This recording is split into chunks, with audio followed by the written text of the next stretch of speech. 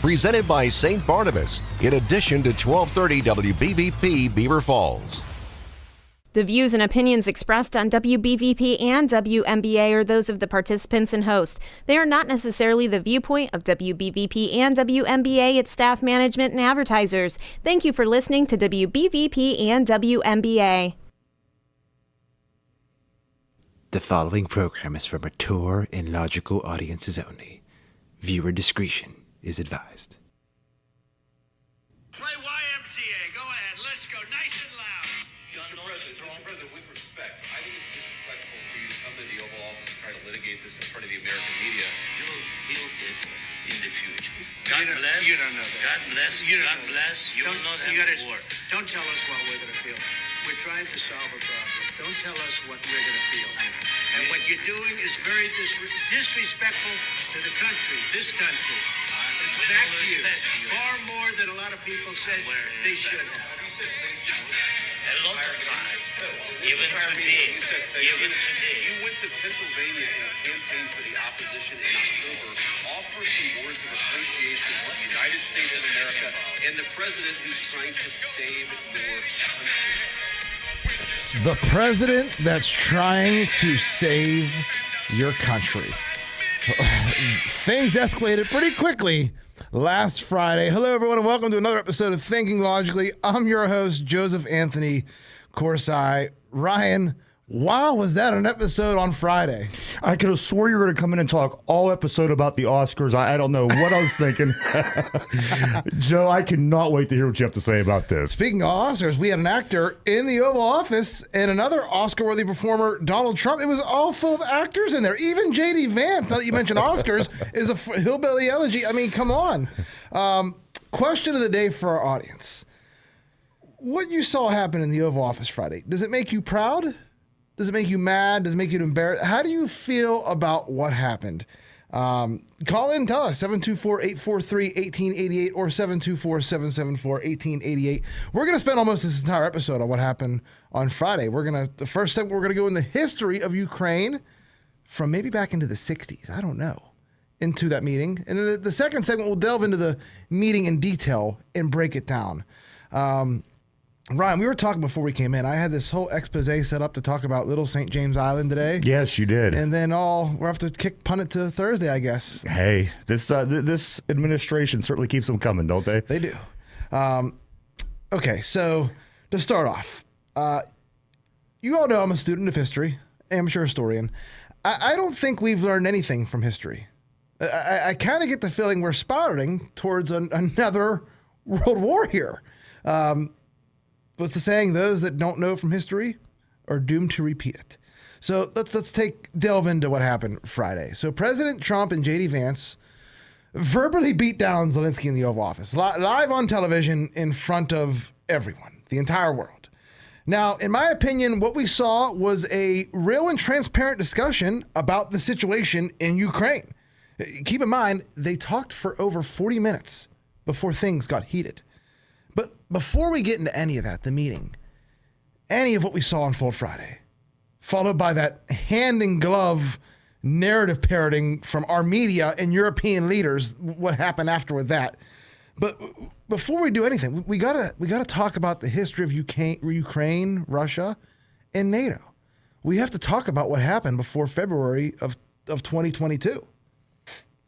This stuff goes back to when Russia was still known as the USSR. Right, remember the Punch-Out games? You have Soda Popinski. He wasn't from Russia. He was from the USSR. Yes. That's how far we're going back in time right now. After the fall of the USSR, Russia was promised by the West that it would not expand NATO eastward. NATO is the North Atlantic Treaty Organization, for those of you that don't know. It was set up to be a force against the Warsaw Pact, which were the Soviet nations like Poland, and we'll get into it all. So fast forward 35 years. NATO has added 16 new Eastern European and European in general countries. 14 of them are former members of the Warsaw Pact. Remember, the Warsaw Pact was the entire reason for NATO's existence. So why do we even need NATO if nearly all of the Warsaw Pact nations are now NATO members? Since the fall of the Berlin Wall, Bill Clinton and all subsequent presidents since Bill Clinton have created or allowed NATO expansion east towards Russia. Again, this is after Russia was told no NATO expansion east when Germany was reunified under Gorbachev at the end of the Cold War. People forget, it used to be East and West Germany until about 30 years ago. This goes back to World War II. So, again, Russia was told by NATO countries that they would not expand closer to Russia's border. This is back in the mid-late 90s, again. Poland is a NATO member now. And for those of you that have never seen a map of Europe, Poland is to Germany's east. But what happened after that? What happened after that? There was talk then, and you're getting into the mid-2000s. There was talk of Ukraine joining NATO. And again, let me remind our audience, the USSR is dead, and there are no more Warsaw Pact nations. In fact, Warsaw, the namesake for the pact, is a city in Poland. It's the capital of Poland, which is now a member of NATO. Anyway, if Ukraine had been allowed to join NATO, it would have effectively cut Russia off from its only warm water port. So no wonder they'd be a little bit upset about Ukraine joining NATO or NATO expanding on their borders. So let's fast forward to December of 2013. This is December, mind you. John McCain rides in like Santa Claus on a sleigh of USAID money. Remember that, audience? Remember what USAID money's been uncovered, been doing? So with that money, John McCain and a few select others overthrew the sitting elected Ukrainian government that wanted to reset their diplomatic relationship with Russia. After that, that's when Russia invaded Crimea. Is this starting to add up in your head? It was February of 2014, 2 months after John McCain rode his sleigh in with USAID money. Like I said, before we get into the Oval Office meeting that happened Friday, we're going to dive into the history of what led to this situation. And it centers around John McCain. It centers around Victoria Nuland. It centers even around Lindsey Graham. Some of these people, they're on every single major outlet, MSNBC, CNN, talking and admitting about overthrowing a pro-Russian elected Ukrainian government, elected by Ukrainians. Hell, in 2013, John McCain stood in Kiev and openly told CNN that the U.S. delegation was there to oversee a regime change in Ukraine. Ryan, play the audio of John McCain. Joining me now, Senator John McCain, who I know, Senator, you have just addressed the crowd of protesters there, yourself in Kiev. What is it you're trying to do here? Hopefully what we're trying to do is bring about a peaceful transition here that would stop the violence. A peaceful transition. Did you hear that, Ryan? I did. John McCain said he's there to oversee a peaceful transition. Why is John McCain, who is a U.S. Senator from Arizona, addressing a crowd of protesters in Ukraine? Weird, isn't it? He even expressed, John McCain did, his deep satisfaction that Victoria Nuland was there to help him. They have names for these revolutions, everything. The Maidan Revolution, again, financially funded by the United States. The United States financed the protest in Ukraine with USAID money. Funny that that's in the news as well today, too. So how much? Nearly $1 million a day that either came from USAID, the American Embassy, or both.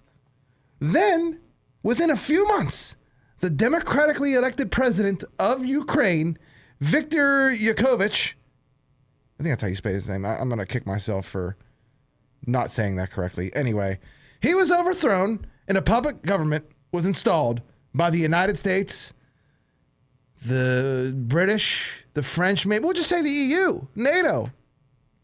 Huh. Amazing how that happens, isn't it? This event is what prompted the inhabitants of Crimea to vote in a public referendum. Look it up if you don't believe me, audience. They voted in a public referendum to secede from the Ukraine and join Russia. What happened after? The tanks rolled in. Putin let the tanks roll in. Remember, again, I'm an amateur historian. Crimea has only been a part of Ukraine for about 50 years. That's about as long as I've been alive, a little bit longer. Khrushchev, he was the leader that gave Crimea to Ukraine. Everyone wants to help Ukraine. They need to help themselves to a freaking history book and learn the history of Russia and Ukraine before they open their mouths, because they're making themselves look like idiots. Khrushchev was a Ukrainian. That's why he gave the Crimea to Ukraine. I don't know this because I'm some kind of historical genius. I just listened to Taco's interview with Putin he did like 2 years ago, and I fact-checked it. So after the Crimea left Ukraine, Luhansk and Donetsk, those are two other territories, they claimed they also wanted to leave Ukraine. Remember, they speak Russian there. Ukraine then massed troops on their borders. Some artillery shells were fired into the region by Ukraine, and it's reported that over 10,000 civilians were killed in that shelling. In the hope of putting an end to the bloodshed, a peace conference was held in Minsk, Belarus. The Kiev government participated through President Poroshenko, representatives of Donetsk and Luhansk. They were also in attendance. Whoever the French president was before Macron, I know he had to be in attendance. Angela Merkel, she was the German chancellor then, she was in attendance. Putin was in attendance. They were all there to discuss peace. This is in like 2014 here. The agreement that was signed was called the Minsk Agreement. But over the course of the next few months to a year, Ukraine would break some of the points in that agreement over and over again. But then something completely and unexpected happened in the world. What, you might ask? Donald Trump beat Hillary Clinton in 2016 and became president of the United States. And just like that, nothing happens for 4 years between Russia and Ukraine. In fact, the next time you hear Ukraine in the national news spotlight is in 2019, when Donald Trump was impeached for a phone call he had with the president of Ukraine. At that time was an actor, Volodymyr Zelensky. Amazing how this all ties together, isn't it? Audience, can you see it? There's a reason this war started in 2014. There's a reason why Hunter Biden's pardon from Joe Biden goes back to 2014. There's a reason why the Dems instantly impeached Trump when he asked Zelensky about the Biden's dealings in Ukraine in 2019. There's a reason why this war that started in 2014 was quiet for 4 years under Trump and then reignited within a year under Joe Biden. There's a reason why Ukraine insisted on coming to the White House to sign that mineral deal, that peace deal. There's a reason why Zelensky asked for security guarantees in front of the cameras in the Oval Office when there was a deal already in place and he was just there to sign. The security guarantees. The security guarantee for Ukraine was a trap. It was a trap to get the United States involved in this war. That's what they've always wanted. Us at war. You don't remember all those false flags that happened over the last 3 years, audience? Think back. I'll remind you. 2 years ago, I believe it was, Ukraine fired a missile into Poland and tried to blame it on Russia. They did the same thing with numerous nuclear power plants in their own country. Ukraine, they try to blame it on Russia. I can't hammer this home enough. Ukraine shot a missile into Poland. Remember what we said earlier? Ukraine is not a NATO member. Ukraine, though, fired a missile into Poland, who is a member of NATO. And then Zelensky tried convincing the entire world that it was Vladimir Putin and the Russians. The missile, though, was proven and ended up being from Ukraine, which technically could have made NATO act against Ukraine. But instead, it was just it was ignored. Ukraine was given a pass. Like in the days of the mafia, when you attack a guy that's made, and you either get whacked or you get given a pass. Remember, Poland is a member of NATO. They're made guys now. The Ukrainians even blew up Russia's Nord Stream pipeline that gave natural gas from Russia to Germany that Germany depended on. That kind of screwed over Germany. Again, another NATO country. Oh, and the environmental impact, too. Let's not forget about the global warming that's going to accelerate after blowing up a natural gas pipeline in the middle of the freaking ocean. But again, Ukraine was given a pass for that. Why do they keep on getting a pass? Does the entire West love them for something, or some reason? Or is it because the West needs them to be the ones to spark a world war with Russia? We led in talking about the agreement Russia had with NATO countries decades ago, including a clause where NATO couldn't expand closer to Russia's borders. What happened? The United States, John McCain, Victoria Nuland. I could go on and on. Probably Anthony Blinken, all of them. Hillary Clinton, maybe. John Kerry. They overthrew the Ukrainian government. What if Russia would overthrow the Mexican government and install a pro-Russian government here? What would you do? How would you feel, audience? Would that be okay? Luckily, though, for us, Russia doesn't have a USAID program like the United States to fund stuff like that. All right, that's the history of how we got to the Oval Office meeting. When we come back from this break, we're going to break down the meeting and everything that happened. Stay tuned. You're listening to Thinking Logically here on 99.3 FM WBVP. It's Joe again from Thinking Logically, here to tell you about one of my favorite clothing items, the MyPillow hoodie. Two things I love the most about this hoodie are how it fits and how it feels. This hoodie is extremely roomy, and its terry cloth material makes it lighter than any other hoodie I own. Use promo code LOGIC to maximize your savings. The MyPillow hoodie. Get yours today. It's Joe Corsi here from Thinking Logically to tell you about Beaver County's #1 realtor, Mark Galla with RE/MAX Select Realty. With over 10 years experience, Mark knows all the ins and outs of the real estate business, so whether you're looking to rent, buy, sell, or swap your house, you can rely on Mark to take the hassle out. Mark Galla of RE/MAX Select Realty, going above and beyond.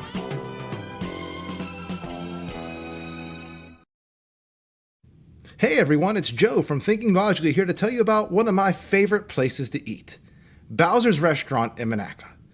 I'm a big fan of their 2-meat plate. Sometimes I get it with the pulled pork, and sometimes I get it with ribs, but I always get it with their amazing brisket.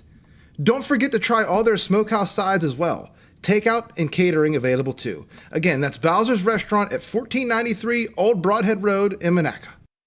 Tri-State Sporting Arms on Main Street in New Brighton is now open. Stop in and explore their extensive selection of high-quality firearms, pistols, and accessories. Tri-State Sporting Arms also pays top dollar for used firearms. Their experienced and highly trained staff is here to assist you in selecting the right firearm for you.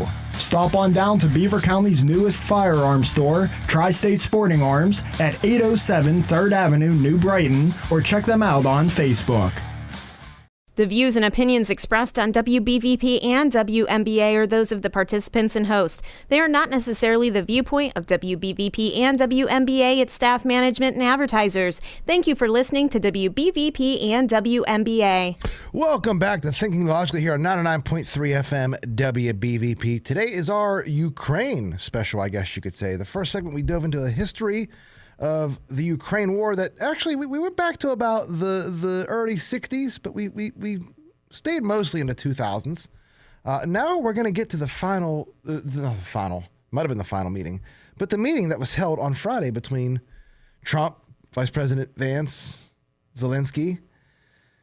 Now, audience, remember, by the way, if you want to call in to discuss this, 724-774 1888 or 843-1888. Love to get your opinion. But remember, the whole reason for the Oval Office meeting was to sign the peace deal. There was nothing else that needed to be done. The deal could have been signed in Ukraine, technically, but it wasn't. So the United States also, I've heard this, they're not trying to steal the minerals from Ukraine. They're looking for a joint business venture. We gave them a couple $100 billion. It's a joint business venture. Being a partner in a deal like this would have, number one, guaranteed security, at least enough for the next 4 years for Zelensky and Ukraine. I don't know about Zelensky because he's not elected. He's going to have an election here sooner or later. But it would have guaranteed security for Ukraine for at least while Trump was in office. It was basically all but the deal was all but a guarantee, which really can't be given anyway. So let's get to the meeting. So you had 40 minutes of just calm, cool conversation, and then, like Beaver County Boom, total fireworks. So say whatever you want, but what I noticed was in front of the cameras, and not behind the scenes in private, the president of Ukraine, Volodymyr Zelensky, he kept trying to go beyond what was already negotiated in that deal. Trump made it clear the United States would not continue delivering military. We got a caller. Send him over. Send him over. Who we got? We got Dawn. Dawn. Who's here? Oh, I figured it'd be Dawn. I'm excited. When I was a little boy, I loved ventriloquist. And I don't know if it's George Soros or Charles Schwab or Bill Gates or whoever it is, but whoever has his hand in Vladimir Zelensky's back, you can't even see that guy's mouth moving, can you? This is a disgusting little puppet, isn't he? First of all, I don't care. I don't even care about how he was dressed with the suit, but to come in the Oval Office and dictate, you already had a deal in place. The deal was in place before you left Ukraine. There was no reason for you to spend money and fly here and sign that deal. I think this was how the left and Susan Rice and everyone, Dawn, maybe you think I'm crazy. They're saying it was a setup by J.D. Vance and Trump. I think it was the other way around. I think they tried to set Trump up and they got taken to the House. We don't set things up. Our team has many flaws, of course. We don't set things up. Don't Democrats set up and create scenarios all the time for their low information voters that are watching MSNBC? That's how they do it. That's their system. Exactly. I had World War III at 5,000 or 10,000 to 1 on my betting chart the other day. It's 50 to 1 and dropping because of a 5'6" comedian that tries to dress like Che Guevara. And I'm not going to make jokes about starting World War III, but if they told me to go start a fight in a biker bar, and I'm probably not going to last too long, I think I'm going to dress up like Richard Simmons back in 1980. How about you? I am going to slug one of those guys because they're going to be making fun of me. I think they will be. And they're not going to be in any hurry to get to me, and I'm just going to sucker punch one of them because it's World War III. We're all going down anyway, right? I mean... Did you ever hear the quote of Einstein? He said, I don't know what the weapons of World War III will be fought with, but the weapons of World War IV will be fought with sticks and stones, meaning ultimate destruction in World War III. Absolutely. And that's one thing that Democrats need to do, start listening to smart people. Well, there's money to be made in war, though. He saw the future, didn't he? There's money to be made in war, though, Dawn. They're never going to... That gravy train, they were getting kickbacks from this money. And now, what if part of the deal was they have to be honest with what happened the 4 years of Biden, all that money that they have to give a paper trail? Do you see why there is a reason for Democrats and other people, even Republicans, to try to get the Zelensky to not make him sign this deal? Oh, absolutely, because the other side truly are cornered rats at this point in time, aren't they? They are. They are. Indeed. Hey, have a good day. You too, Don. Thanks, Don. Yep. All right, so I think today Trump made it clear that the United States aid might be done. But during the meeting, though, Trump made it very clear numerous times that the U.S. would continue delivering military aid to Ukraine. All Zelensky had to do was just chill to the end of the meeting and sign the deal. In my opinion, the argument began when Trump said it would be hard to make a deal if he talked about Putin the way Zelensky does. And then Vance chimed in, and I don't think either A, Zelensky liked what Vance said, or B, thought JD had any right to say anything at all. But the bottom line is, at least Vance's statement, like the rest of the meeting, it was directed towards the press pool, the audience, I guess you could say. It wasn't directed directly at Zelensky. Zelensky changed all that. He went directly at J.D. Vance, and it was like an interrogation, asking him questions. Have you ever been to Ukraine? This, that. Things broke down from there. So Vance mentioned how Ukraine has a major manpower problem and has to resort to basically kidnapping its own citizens to fight. And say whatever you want, J.D. Vance is 100% correct. There have been reports, and I've seen videos of Ukrainian men dragged off the streets to go to war and to die, while their president refuses to even hold an election. Zelensky brought this on himself, the way he acted. No one ever starts interrogating someone during a press conference, especially when a deal is in effect. A potential peace was on the table. Again, it wasn't a setup by Donald Trump or J.D. Vance. Maybe a setup by our media and European leaders, but not by Trump and Vance. I don't know what Zelensky's play is now. Ryan, should Zelensky try to pull a George Costanza and just go back like nothing happened? Like when he gets... What? That was nothing. Well, that would be something. That was nothing. You're talking about what happened last week? That was nothing. What other choice does the man have? He's done. Zelensky's done. He just might not completely realize it yet, but it's going to be soon. Trump has another 4 years of his term left. No chance Zelensky lasts that long, or even probably to the midterm. Let's be real. Is France going to help now that the U.S. is out? The United Kingdom? Who's going to help Zelensky, and to what capacity? We've heard talk about maybe boots on the ground, but that's just talk right now. And like Don said, Zelensky is a puppet, a hand puppet. Does he not realize what happens to puppets? Maybe that explains why he made such a fool of himself. He would have been better off just crying in front of the cameras, like Johnny Sack in The Sopranos when they take him back to jail in front of everyone at his daughter's wedding. And for $300, speaking of Johnny Sack, you ever see Zelensky's wife? I don't know. She's fine. She's cute. Okay. For $300 billion though, she should be about as fat as Jenny Sack. If you've ever watched The Sopranos, $300 billion went to that country. We don't even know where it went or how it was spent. Again, I think Trump realized that as long as Zelensky was getting just this gravy train money from the United States, that he would never want peace. I mean, we are paying for all of Ukraine's government functions, their payroll, pensions, subsidies, retirement, welfare. We're paying them with bombs too, drones, satellite targets. We're funding their missing tax income. If we keep funding this war, he's never going to want peace. And it gives him an excuse to never hold an election, too. That's why Trump cut off all the money and aid after he threw him out, DJ Jazzy Jeff style. Maybe now he'll want peace. We're talking about playing cards. Trump was right, though. Zelensky was trying to get that comment, and we're not playing cards. It's not a card. It is. Trump was right. Zelensky has no cards to play. Zelensky's sitting on 2-7 offsuit, and he's already seen the flop. He's already seen the turn. He's waiting for a river card, but he's already drawn dead. It was a masterclass, I think, by Trump. Notice Trump didn't say anything at all about regime change in Ukraine. A lot of other people did. A lot of other pro-Ukrainian people were talking about regime change. Not Trump. That's what makes him, honestly, the best. He's completely different than any president we've had in my lifetime, I think. That's what makes him the best. Now, we keep hearing from the media that this meeting was a setup to make Zelensky look weak and to appease Putin. But again, what if the meeting was a setup between our media and the European leaders to make Trump look bad? Is that something that would shock you? Hold on, let me pick my jaw off the floor. The media and European leaders want to make Trump look bad? Remember, Zelensky repeatedly declined opportunities to sign that deal in Kiev and Munich, I believe, too. He requested the meeting at the White House.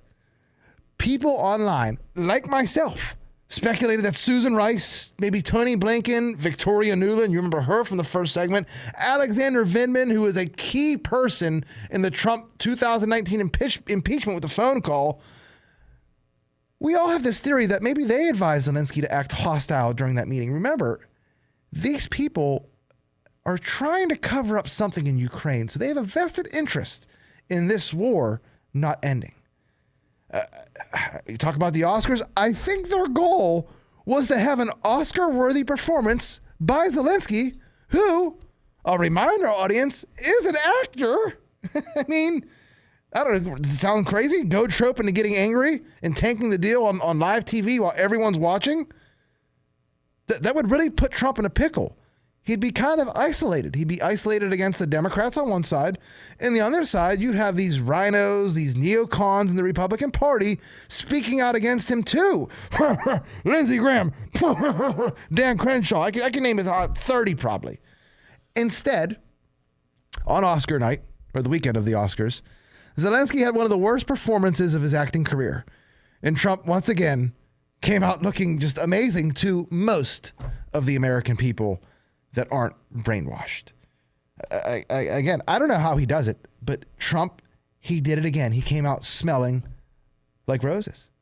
Let me read you, because I mentioned Lindsey Graham. Let me read you this tweet Tucker Carlson put out about Lindsey Graham. And if you should cover this too, Lindsey Graham did basically torch Zelensky after the meeting. But let me read you what Tucker says. And I agree with him.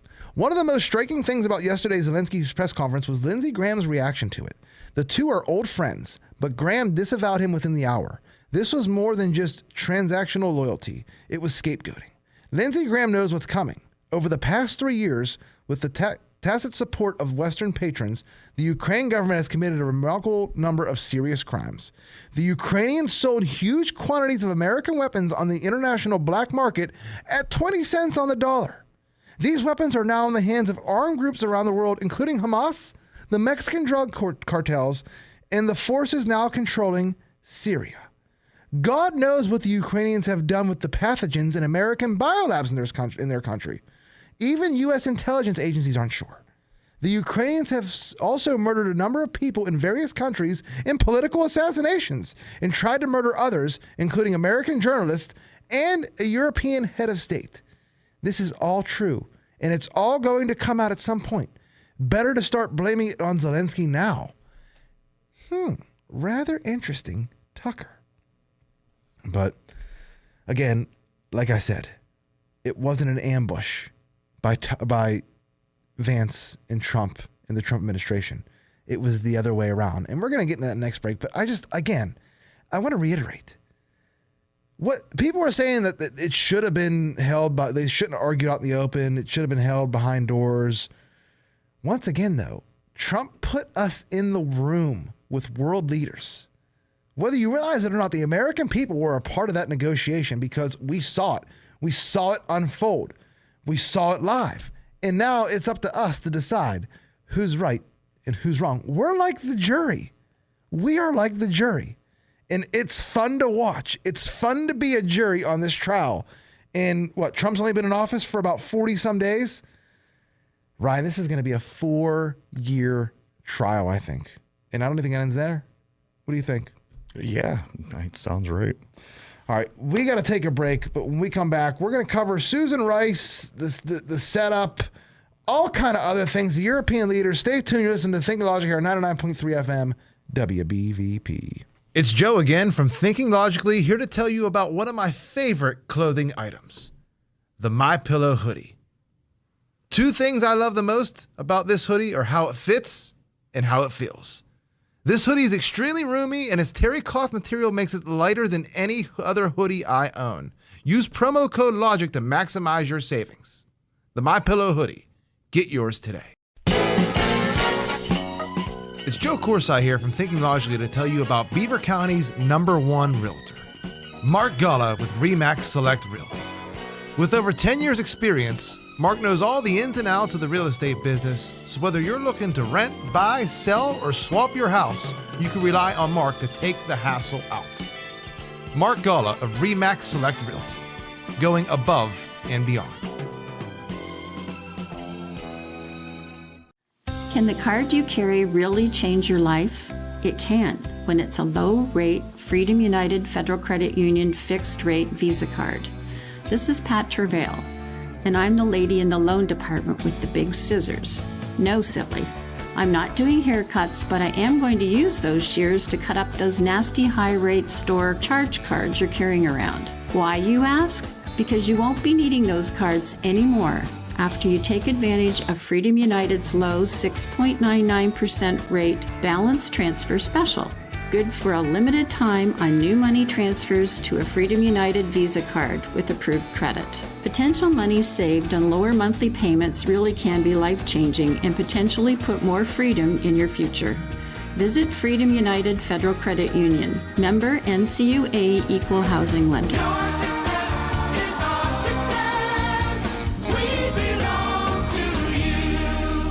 The views and opinions expressed on WBVP and WMBA are those of the participants and host. They are not necessarily the viewpoint of WBVP and WMBA, its staff, management, and advertisers. Thank you for listening to WBVP and WMBA. Welcome back to Thinking Logically here at 99.3 FM WBVP. This, I guess, is the Ukraine special since all we were talking about is Friday's meeting still. We're going to delve into who was the setup. Was it a setup by Trump and J.D. Vance? Or was it a setup by evil Democrats, our media, and European leaders? All right, so let's start with Susan Rice. She went on, I believe it was MSNBC on, I believe, Friday, and gave her opinion on what happened during the meeting. Ryan, let's just start off with that audio clip, and we'll take it from there. Ambassador, your reaction. Well, Nicole, obviously, it's a very sad day and an embarrassment for the United States on the world stage. But let's step back and analyze what's happened here. I think there's no question that this was a setup. You heard Donald Trump say at the end of that clip you played, this is great television. This was a setup. Volodymyr Zelensky was compelled to agree to a horrible deal that would have sent Ukraine's minerals to the United States without any concrete security guarantees. And yet, because he was trying to improve a relationship with Donald Trump, he came to Washington, he came to the Oval Office, and sat down for a meeting, hat in hand. And soon after he got there, the vice president of the United States lit into him and started a confrontation. That's not what happened. They talked for 40 minutes, and then Zelensky personally went after J.D. Vance. Whenever they were just talking in general, they were talking to the press. It was Zelensky that went after J.D. Vance. And I got to remind, that was Susan Rice. That's the same woman that went on like 7 TV stations over a decade ago in 2008 and blamed Ambassador Stevens' death on a Muslim video. Remember that one? That's Susan Rice. She says it's a bad deal for Ukraine, but it just reminds, she's an American. Ryan, if the Steelers for some reason get Patrick Mahomes in a trade for the Chiefs, for dirt cheap, as a Steeler fan, are you going to say something? Whoa, no! Not likely. No. No. If it's good for America. We gave them $300 billion. Why can't we have the mineral rights? I don't get it.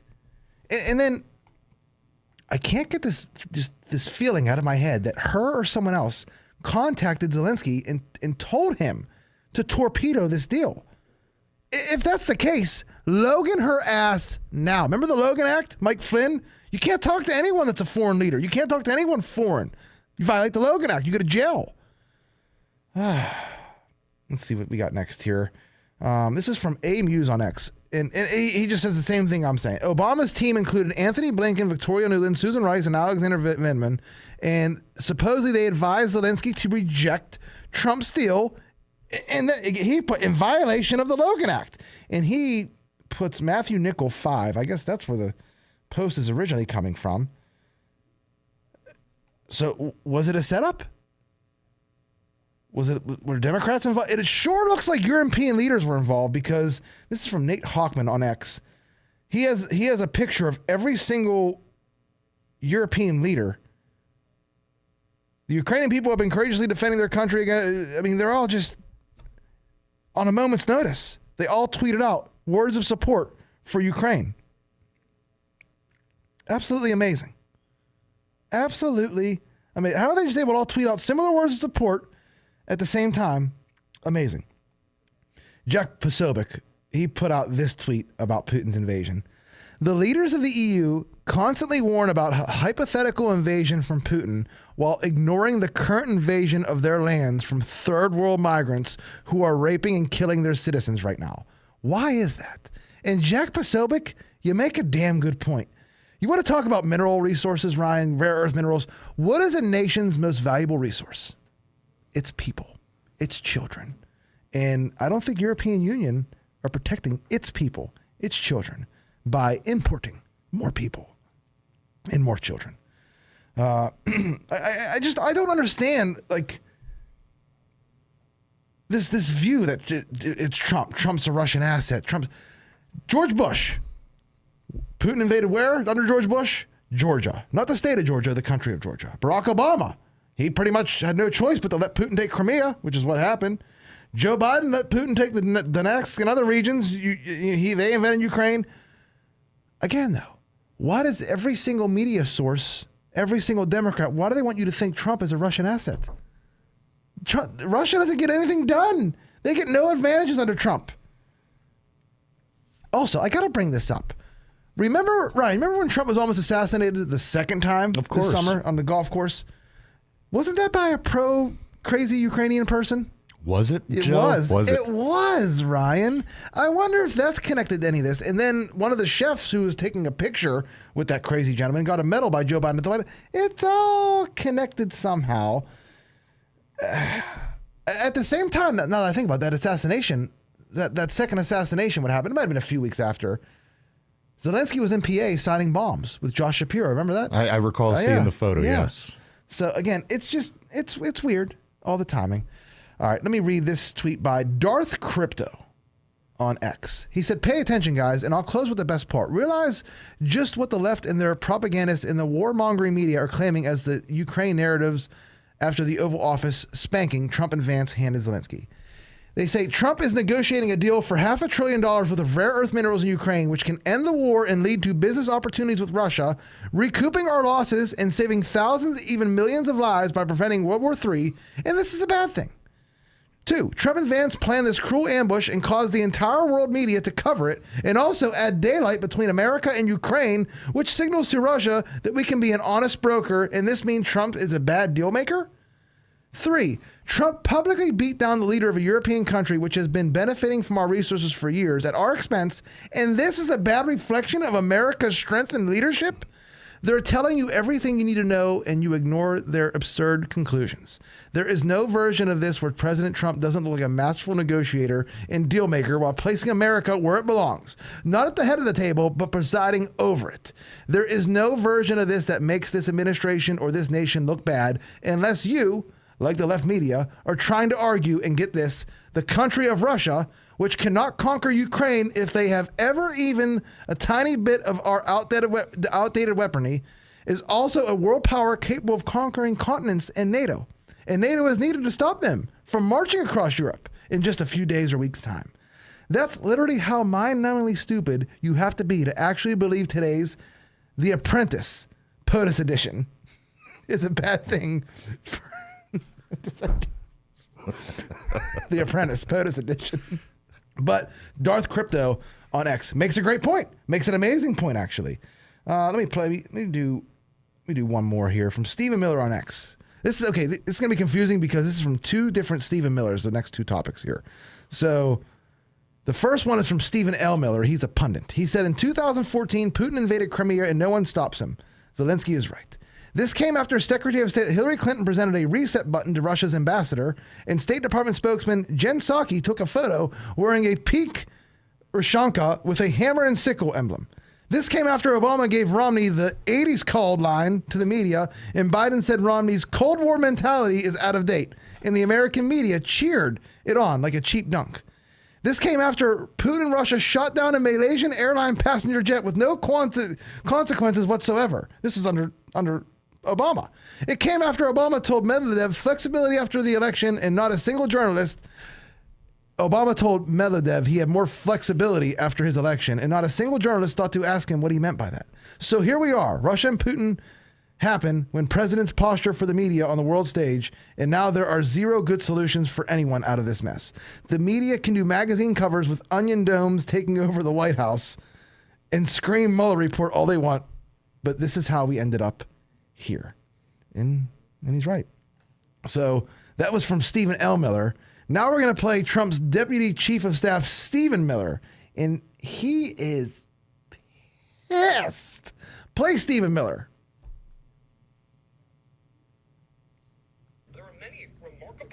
And disturbing things that Zelensky said.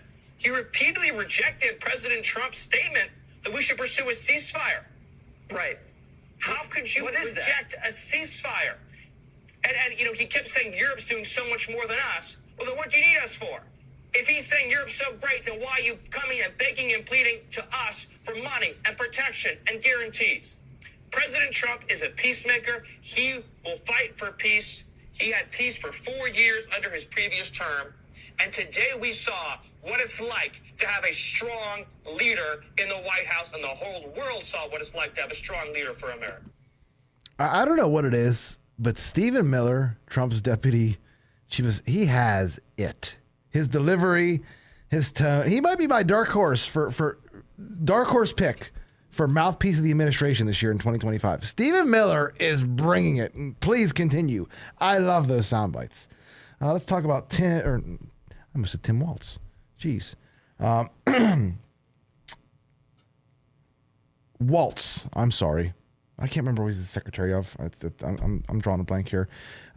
Anyway, he told Fox News that after the press left, him and Rubio said Zelensky should leave the White House.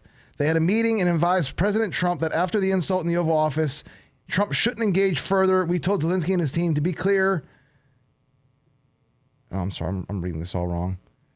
At some point, I'm looking at the part where he says that there were some aides, Ukrainian aides, that were basically crying after what Volodymyr Zelensky did. How did Zelensky react after the press left? Was he surprised? He said no, his team was. His ambassador, his advisor were practically in tears, wanting to move this forward, but Zelensky was still argumentative. I said, Mr. President, time is not on your side here, on the battlefield and in terms of the world situation. And most importantly, USAID and the taxpayers' tolerance is not unlimited.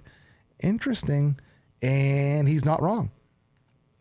Let's play some audio clips real quick of the meeting. Play the bomb dropped on your head. Influence. You're right now not in a very good position. You've allowed. Oh, I'm sorry. The bomb one? Yes. Okay, sorry. So sorry about that, man. That's all right. Here we go. What are you saying? She's asking, what if Russia breaks the ceasefire?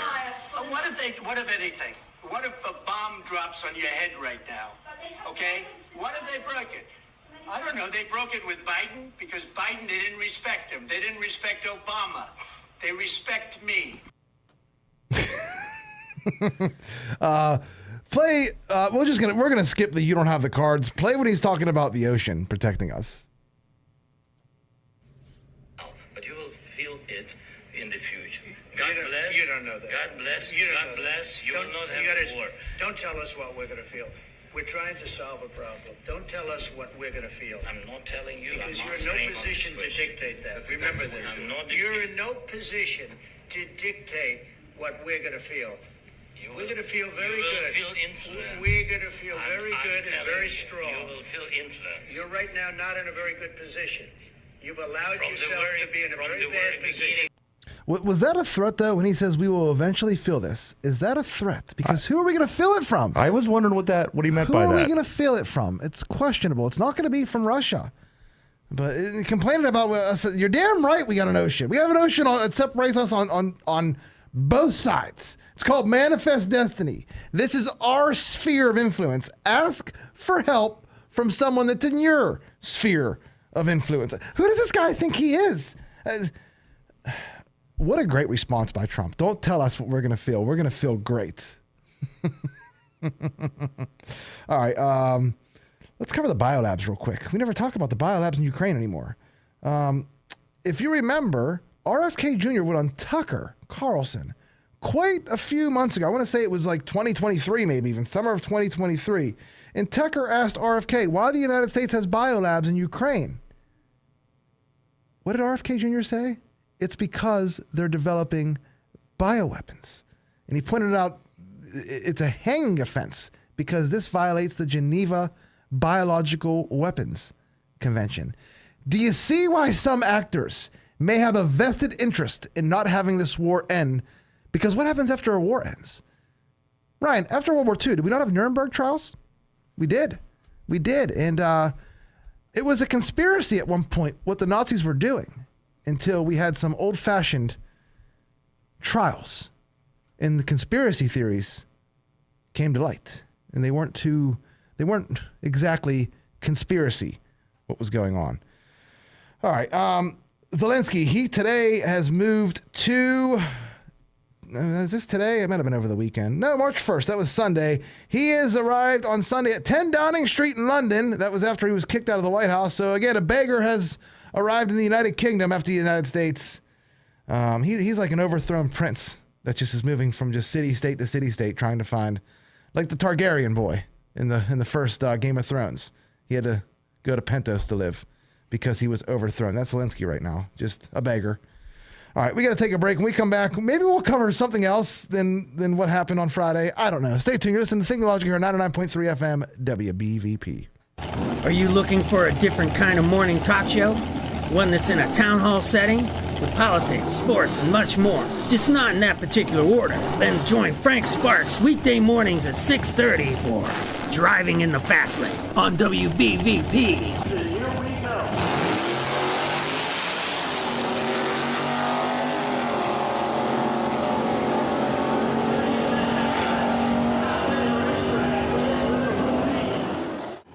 The views and opinions expressed on WBVP and WMBA are those of the participants and host. They are not necessarily the viewpoint of WBVP and WMBA, its staff, management, and advertisers. Thank you for listening to WBVP and WMBA. Welcome back to Thinking Logically here on 99.3 FM WBVP. In this entire episode, we've been talking about the meeting that happened Friday, and the consensus is, wow, I wish we had a woman president. Just kidding, losers. Trump, baby. All right, I one more thing that dates back to Friday. So someone on X called Bartleby, they put together a thread of a bunch of black people understanding Trump better than the highest paid political pundits. And it's just random black accounts on Twitter talking about what happened on Friday. Trump was talking, I'm going to read some of these. Trump was talking to Zelensky like they was at a dice game. This is why you can't borrow money from people. They trying to big bro him. I can't read that one. Okay, moving on. That's how they talk behind closed doors, like our drunk uncles at Christmas, and we all think they some sort of superior beings. I can't read much more of these, so we're just gonna move on here. But yeah, that thread, please check it out, and they make much more sense than anyone on CNN or MSNBC. All right, couple more topics here. We're just going to fly through some. Fired federal employees targeted by China and Russia. So U.S. intelligence indicates that Russia and China are attempting to recruit federal employees fired by the Trump administration. That's per CNN. Well, it's CNN, so you never know. It's like wrestling. It's probably fake. But this could be the one time where it's real, like when Owen Hart fell from the rafters or Jerry the King Lawler had a heart attack during a live broadcast. So it could be real. I don't know. It's from CNN. Casey Anthony. Ryan, remember Casey Anthony? Yes, I do. So she is now on TikTok. She's the woman that's accused of murdering her 2-year-old daughter. Yes. I think I can't remember her name. That was like 20 years ago. Yeah, I can't think of what her name. It was a big thing. I watched the trial when it was on TV. Well, she joined TikTok and she's positioning herself as a proponent for both the LGBTQ community and women's rights. Mentioning, so as a proponent of the LGBT community, for our legal community and women's rights. I think she's a paralegal now. Imagine taking legal advice from her. Dear Lord. What time is it? Okay, Trump, death penalty for drug dealers. If he says this, if you notice, every country that has the death penalty has no drug problem. They execute drug dealers. And when you think about that, it's very humane because every drug dealer on average, they say kills about 500 people. I don't know if our country is ready for it, but I am ready for it. He just sounds so good. And Trump pardoned Pete Rose the other day. I could read this whole thing. Major League Baseball didn't have the courage or decency to put the late, great Pete Rose, also known as Charlie Hustle, into the Baseball Hall of Fame. Now he is dead, will never experience the thrill of being selected, even though he was a far better player than most of those who made it, and can only be named post... What a shame. Anyway, over the next few weeks, I will be signing a complete pardon of Pete Rose, who shouldn't have been gambling on baseball, but only bet on his team winning. He never betted against himself or the other team. He had the most hits by far in baseball and won more games than anyone in sports history. Baseball, which is dying all over the place, should get off its lazy, fat ass and elect Pete Rose, even though far too late, into the Baseball Hall of Fame. Trump is just a machine, honestly. Only Trump can throw a world leader out of the Oval Office and then goes talk about sports and pardon the person. Yeah. I mean, Pete Rose, he owned up to it. He admitted what he did, at least, which he took responsibility, which is more than we could say about our people in government, right? All right, last thing. State of the Union is tomorrow. Also, Trump's, it's not the State of the Union. I don't know what it's technically called, but Trump will be speaking on March 4th. He's hinting towards there'll be a big surprise. I don't know what that means. But also the Trump tariffs, they go into effect tomorrow also. Ryan, we got about 4 minutes left. We're talking about war this entire episode. Again, I'm an amateur historian. Have you ever watched war documentaries? Yeah, I've seen my share. I used to always think they were cool, fun to watch. I was always fascinated with war, but I have to say, war is a terrible thing. Absolutely. As you were saying, I mean, it's interesting when you're learning about wars from the past, when you're looking war in the face and saying this could be our reality. This word World War III is getting thrown around like, nothing anymore. So it's scary when it's your time, when you're looking at it from this end of it. But looking back and trying to learn from wars of the past was certainly interesting. But it could get scary, Joe. It's what it does to not only innocent people at home, people that aren't even fighting. But I have a story to tell. So I've seen a lot of people talk about their experiences in war, and I think this is from World War I, but it might have been World War II. It's about a German soldier telling his story during World War II. He actually never talked about it that much, and he was a decorated soldier. But he never wore his medals. I don't think he kept them, actually. He did keep one thing. Again, didn't keep his medals, never wore them. He did keep one thing. And he tells a story of him shooting a British soldier. It's very sad. He describes it. He says all he remembers is the British soldier, after he was shot, jumped in the air and just slowly died over the next minute or so. And he watched this. And then after the soldier who's dead lying on the battlefield, you go up and you search enemy soldiers. You search them for food, lots of stuff, maps, cigarettes, anything. Well, he was searching this poor soul, and in his pocket, he found a waterproof bag. And that usually means, hey, it's something important, a map, something. So the soldier opens up this waterproof case, and there's a piece of paper folded inside. And this has got to be very important. It's in waterproof. It's tucked away in a pocket. And the German soldier opens up the piece of paper, and on it was, in red crayon, the outline of a child's hand. And it said, "Look, Daddy, I'm this big now, and I can't wait till you're home." And again, this German soldier, he didn't keep his medals. He didn't keep anything. But for some reason, he kept this note that he took off of dead British soldier. Of all things you experience as a soldier, you keep that. And Ryan, do you know what the reason he gave was for keeping that? When asked why do you keep that? He says, because this is my ticket to hell. This piece of paper right here is my ticket to hell. So again, an innocent man forced to go and do terrible, terrible things in the name of politics. Nazi politics at that point, but politics. That's who suffers. Not the people that die suffer, the people waiting for the loved ones to come home. Everyone suffers. No one wins in war. And I only hear one person, one side, that wants peace. And for some reason, there are people in our government that don't want that to happen. Remember that story from number one. His ticket to hell. And he kept that, of all things, his entire life. That's all I have for today. Remember, war is an evil thing. We should never enter into it. We'll be back on Thursday. Hope you enjoyed this episode. I'm Joe Corsi signing off from Thinking Logic here on 99.3 FM, WBVP. The views and opinions expressed on WBVP and WMBA are those of the participants and host. They are not necessarily the viewpoint of WBVP and WMBA, its staff, management, and advertisers. Thank you for listening to WBVP and WMBA. You're listening to 99.3 FM, presented